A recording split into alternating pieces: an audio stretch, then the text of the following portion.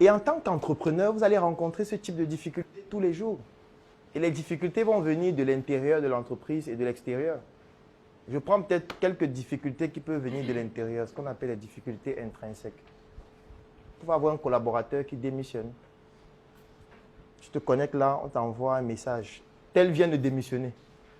Qu'est-ce qu'on fait? C'est ça la question qu'on doit se poser. Ce n'est pas pourquoi il a démissionné. Non, appelez-le, il faut qu'il revienne, c'est injuste. Il a tellement bénéficié. Non. Ça, c'est tard. Il fallait penser à ça avant. Qu'est-ce qu'on fait? Et qu'est-ce qu'on doit désormais faire? Oui. Parce que ça peut être quelqu'un qui avait un rôle central dans l'entreprise. Et du coup, son départ peut-être vous empêche de produire, vous empêche de distribuer, vous empêche d'avoir accès au financement ou alors vous empêche toute autre chose sur lesquelles il travaillait. Donc du coup, vous vous dites, il ne faudrait plus ultérieurement que ce soit une seule personne, par exemple. Il faudrait que désormais, il y ait plusieurs personnes impliquées dans ce qu'il faisait. Il faudrait désormais qu'on puisse réajuster, par exemple, l'organigramme de l'entreprise de telle façon et de telle façon. C'est ça le stoïcisme.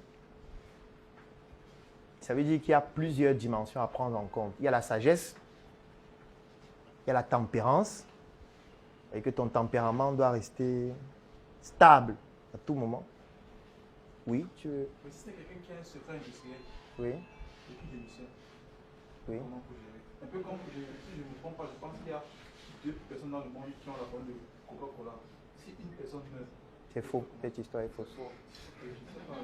C'est faux, ça n'a aucun sens. Sois un peu logique.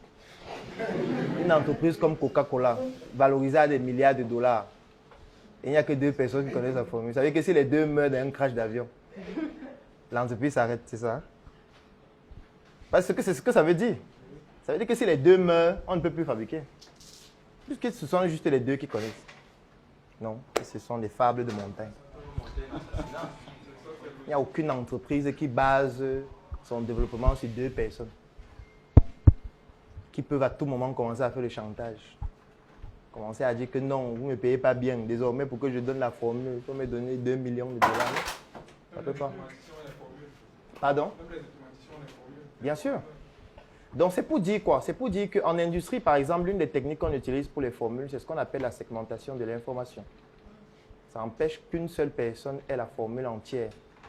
C'est ce qu'on utilise dans pratiquement toutes les industries. Ça fonctionne simplement. Ça veut dire que toi, tu as ton unité de production de jus. Mais je suis sûr que comme c'est artisanal, tout le monde connaît la formule. Mais bon, de toutes les façons, tu produis combien de bouteilles par mois? Combien de bouteilles? 150. Tu vois, tu ne peux même pas nourrir à quoi. Donc, ce n'est pas un grand enjeu. Alors, c'est pour dire quoi? C'est pour dire que quand tu commences à avoir un enjeu très grand, il faut que tu protèges la formule. Et pour protéger la formule, l'une des techniques est simple. C'est qu'on se dit, voici les étapes de fabrication du jus. Dans ces étapes, il y a des intrants qui entrent dans la fabrication. Parmi les intrants, on a par exemple le sucre. Ce qu'on va donc faire, c'est que le sucre va arriver à l'usine déjà fait. Et le sucre sera fabriqué différemment du sucre qui est sur le marché. Donc, on va aller voir des fabricants de sucre, on va leur donner un cahier de charge. Ils vont fabriquer un sucre vraiment avec des spécificités particulières. Et le sucre va arriver à l'usine déjà fait et personne ne saura d'où ça vient. Parce que parfois, ça vient même de plusieurs pays et plusieurs villes différentes. Parce que chaque ville, chaque pays fabrique une partie. Donc, ce qui fait que l'opérateur qui est à l'usine reçoit un sucre dont il ne connaît pas la composition. Et tout ce qu'on lui demande de faire, c'est de prendre ce sucre, de mélanger avec l'eau de telle quantité. Même l'eau, il ne connaît pas. Quel est le type d'eau? Je pense que vous savez qu'il y a plusieurs types d'eau. Ça peut être parfois une eau alcaline, ça peut être une eau acide, ça peut être une eau. Ça peut être une eau. Voilà. Donc, l'eau vient aussi déjà faite. Il ne connaît pas la composition de cette eau. Ni la provenance.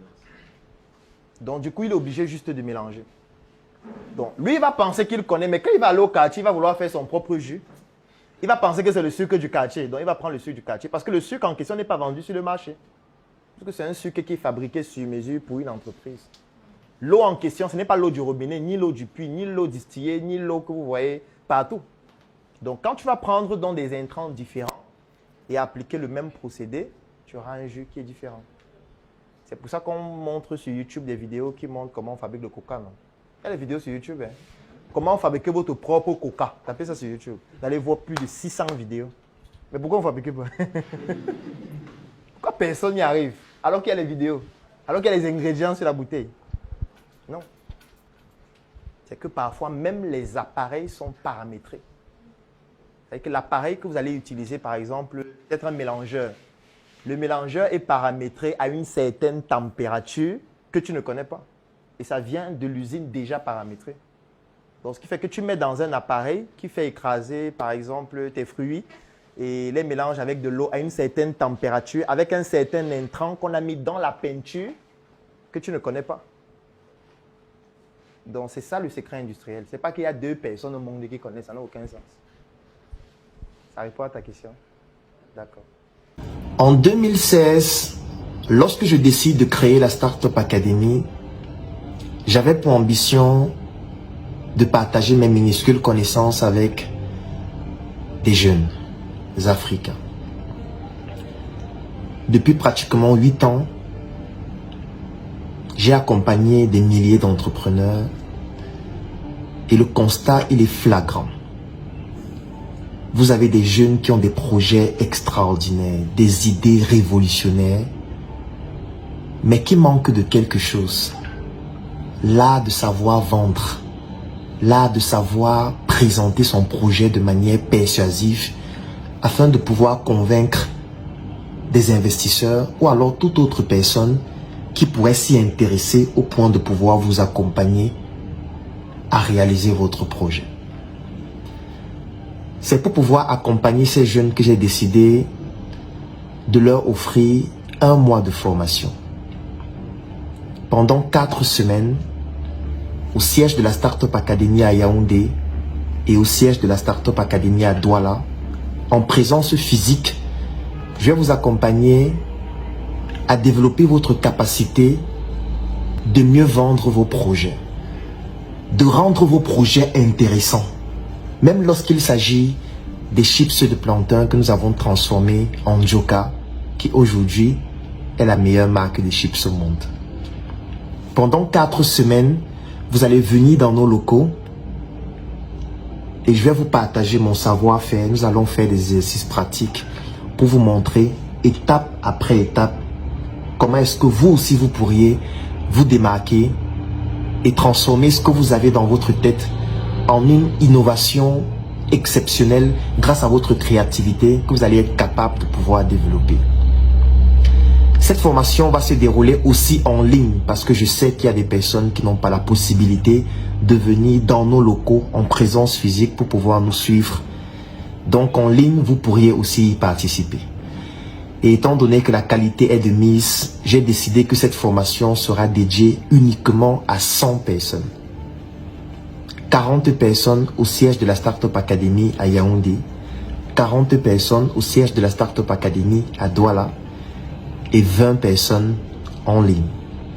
Cette formation en réalité coûte 250 000 francs parce que vous devez vous imaginer, si je dois vous former en présence physique dans nos locaux pendant 1 mois, sans compter le fait que vous allez bénéficier de ma visibilité et de ma crédibilité durant toute la formation, vous pouvez imaginer combien cela peut coûter. Mais je sais qu'un jeune Africain qui a des rêves, qui a des idées, n'a pas forcément les moyens de pouvoir payer ce prix.